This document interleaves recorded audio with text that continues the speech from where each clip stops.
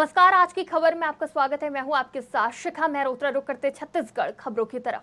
सोनहत के भैंसवार में ओबीसी महासभा वर्ग की बैठक का आयोजन किया गया, जिसमें ओबीसी के प्रदेश सचिव कृष्ण प्रजापति, जिला महामंत्री ईश्वर राजवाड़े, सोनहत के ब्लॉक अध्यक्ष ओम प्रकाश जायसवाल और ओबीसी समाज के लोग भारी संख्या में दुर्गा पंडाल में उपस्थित हुए। सरकार से ओबीसी के आरक्षण को बढ़ाने और संगठन के विस्तार के बारे में कहा गया और ओबीसी महासभा के ब्लॉक अध्यक्ष ओम प्रकाश जायसवाल ने विधायक रेणुका सिंह को ज्ञापन सौंपने के लिए पत्र तैयार किया। ओबीसी महासभा का हमारा जो मांग है, हमारा जो लंबे समय से कहना चाहिए ओबीसी और 14% भी जो मिलना चाहिए वो भी कहना चाहिए। अगर आंकलन निकाला जाए तो आपको नहीं मिलेगा। हमको कहना चाहिए शासकीय में, अर्ध शासकीय में, सारे जगह कहना चाहिए। जो निजी क्षेत्र के उपकरण है यहाँ भी हमको 27% आरक्षण चाहिए, क्योंकि हमारे छत्तीसगढ़ प्रदेश में अगर देखा जाए तो ओबीसी समाज बहुसंख्यक में है। इसलिए कहना चाहिए हमारा जो हक बनता है, जो अधिकार है, वो कहना चाहिए हमको सरकार से मांग है, तो हमारा मांग को कहना चाहिए पूरा कर। दंतेवाड़ा और नारायणपुर में सुरक्षा बलों और नक्सलियों के बीच भारी मुठभेड़ में 31 नक्सली मारे गए, जिसमें 25 लाख की इनामी नीति उर्फ उर्मिला शामिल है। बरामद शवों में 18 पुरुष और 13 महिलाएं शामिल हैं। बड़ी संख्या में हथियारों की भी बरामदगी हुई है, जिसमें LMG, AK-47 और SLR राइफल्स शामिल है। इस अभियान में नक्सलियों को भारी नुकसान हुआ है। मारे गए नक्सलियों की शिनाख्त जारी है। सुरक्षा बलों का ये ऑपरेशन बड़ी कामयाबी माना जा रहा है। जो जानकारी मिला उसमें लगभग अलग अलग क्षेत्रों में मतलब सभी इन्फॉर्मेशन मिला है। कम से कम 60-70 के संख्या में माओवादी के उपस्थित होने का तो अभी तक हमारे पास जिस तरीके से जो मुठभेड़ में 33 नक्सली मारे गए थे, निश्चित रूप से अनुमान ये भी है काफ़ी बड़ी संख्या में नक्सली का घायल भी होने का और उनका और भी क्षति होने का जानकारी अनुमान है। और जैसा जैसा सचिव और आगे बढ़ती जाए उसको हमको और स्पष्ट जानकारी मिल सके। साहब और इसके साथ इसी पे बसपा की आरक्षण बचाओ एवं आत्मसम्मान स्वाभिमान जगाओ यात्रा कोंडागांव पहुंची। प्रदेश अध्यक्ष श्याम टंडन ने प्रेस वार्ता में SC/ST आरक्षण के उपवर्गीकरण और क्रीमी लेयर के विरोध पर जोर दिया। ये यात्रा 24 सितंबर से जारी है और 9 अक्टूबर को भिलाई में समापन होगा। टंडन ने अनुसूचित जाति, जनजाति और अन्य पिछड़ा वर्ग के आरक्षण पर बहस की और इस अभियान के महत्व पर प्रकाश डाला।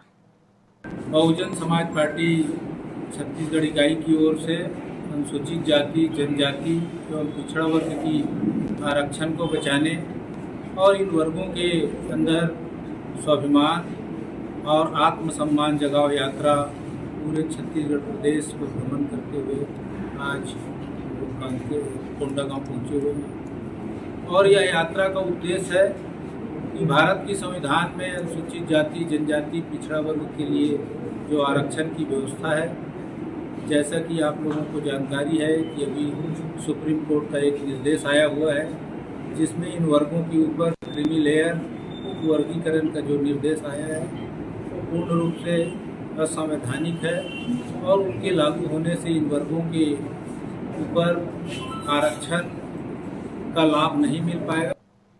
नवरात्रि का महापर्व 3 अक्टूबर से शुरू हो चुका है। महासमुंद के बाग बारह स्थित घुंचापाली में मां चंडी मंदिर में हजारों श्रद्धालु आस्था के साथ माता की आराधना कर रहे हैं। लगभग 150 साल पुराना ये मंदिर उड़ीसा शक्तिपीठ के रूप में प्रसिद्ध है।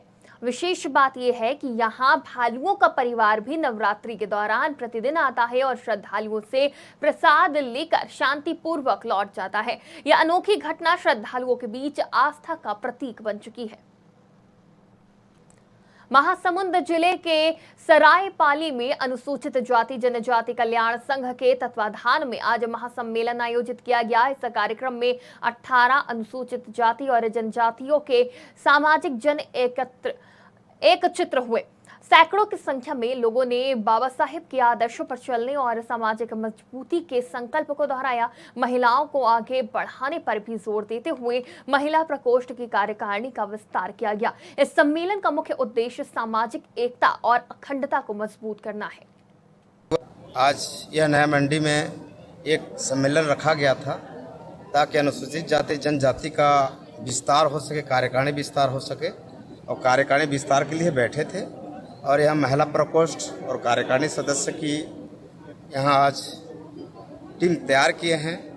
उद्देश्य ये है कि जो शासन के द्वारा जो अभी हाई कोर्ट में क्रिमिनल लॉ का जो लागू किया गया है उसके संबंध में हमारे अनुसूचित जाति जनजातियों की जो कर्मचारी वर्ग हैं, अधिकारी वर्ग हैं, किसान वर्ग हैं, चाहे शिक्षा वर्ग हैं, हर वर्ग से मतलब हम लोगों को मतलब वंचित किया जा रहा है। इसलिए हमारी जो समाज है SC ST की, हम सब एकत्र होकर सरकार से हम अपने जो भी समस्या है उसको मांग रखेंगे ताकि हमारे जो अनुसूचित जाति जनजाति व्यक्तियों को जो शासन से डॉक्टर भीमराव अंबेडकर के द्वारा जो हमको अधिकार दिया गया था, जो अधिकार छीना जा रहा है, इसलिए हम सब संगठित होकर हमारे अधिकार की लड़ाई लड़ेंगे। आज हम SC ST अनुसूचित जाति अनुसूचित जनजाति एक साथ मिलकर मातृशक्ति का गठन कर रहे हैं और साथ ही साथ हमारे संगठन को एक मजबूत संगठन बनाने के लिए हम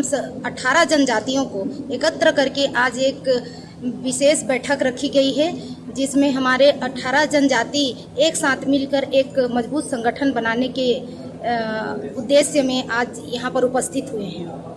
आगामी हमारी रणनीति ये रहेगी कि हम एक मजबूत संगठन बनाकर हमारे बहुत सारे ऐसे जहाँ पर हमारे SC ST जो आरक्षण जो लाभ उठा नहीं पा रहे हैं उस पे हम एक पुरजोर एक मजबूत संगठन बनाकर उसमें हम एकता बनाकर हम आगे की लड़ाई लड़ेंगे एक मजबूत संगठन बनाकर।